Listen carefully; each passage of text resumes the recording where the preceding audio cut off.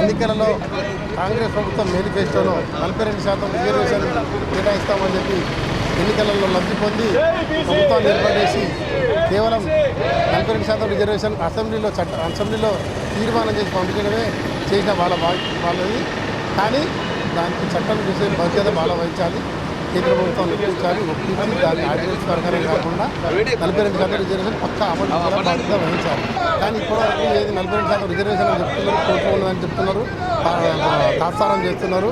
ఈ 42% BC reservation మీద వాళ్ళకు చిత్తశుద్ధి లేదు. కాంగ్రెస్ పార్టీ వాళ్ళకు ఏదో ఎన్నికలను వాయిదా వేయడానికి ఇది ఒక సాగు చూపిస్తున్నారు. ఇప్పుడు ఎన్నికలకు వెళ్తే కాంగ్రెస్ పార్టీ భూస్థాపించే ఆలోచనతో ఈ కేంద్రం చట్టం చేయడం లేదు, కేంద్రం పరిధిలో ఉన్నది అని చెప్తున్నారు. మీరు రాష్ట్ర ప్రభుత్వం ఉన్నారు, కేంద్రంలో పోయి కేంద్ర ప్రభుత్వాన్ని ఒప్పించి 42% రిజర్వేషన్లు అమలు చేయాల్సిన బాధ్యత మీదున్నది. కానీ మీ మాటలతో మీరు కాలయాపన చేస్తున్నారు. దానికి గంగుల కమలాకరణ కరీంనగర్ శాసనసభ్యులు మాజీ మంత్రి వారు పిలుపు మేరకు మేము చెలో బీసీ ధర్నా హైదరాబాద్ బయలుదేరుతున్నాం. బీసీ ధర్నాను విజయవంతం చేస్తూ 42% రిజర్వేషన్ కేటాయించే వరకు ఎన్నికలకు పోవద్దని చెప్తున్నాం. అలాగే ఎన్నికలకు పోకుండా కాకుండా ఖచ్చితంగా ప్రణాళికతోటి కేంద్ర ప్రభుత్వంలో బిల్లు పాస్ చేయించి రాజ్యాంగ సవరణ చేయాలి. అందు గురించనే మేము ధర్నా పూర్తి చేస్తాం. వీళ్ళు ఒక మాట చెప్తున్నారు, 42% టికెట్ మేము ఇస్తాం. అన్ని పార్టీలు 42% టికెట్ ఇవ్వగానే ఒక మోసపూరితమైన మాంసారం మళ్ళీ అంటే ఇదేంటి అంటే మళ్ళీ వెనుకదారి నుంచి ఓసీలకు కట్టబెట్టడానికి చర్య అనుకుంటున్నాము.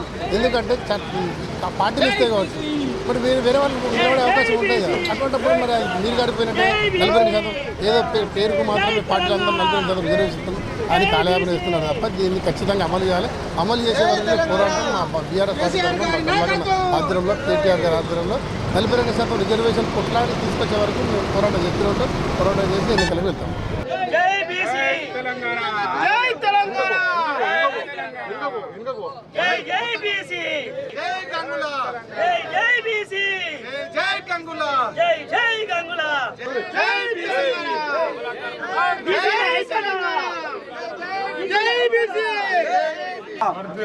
బీసీల ఐక్యత, బీసీల ఐక్యత, గంగుల కమలాకరణ నాయకత్వం, గంగుల కమలాకరణ నాయకత్వం.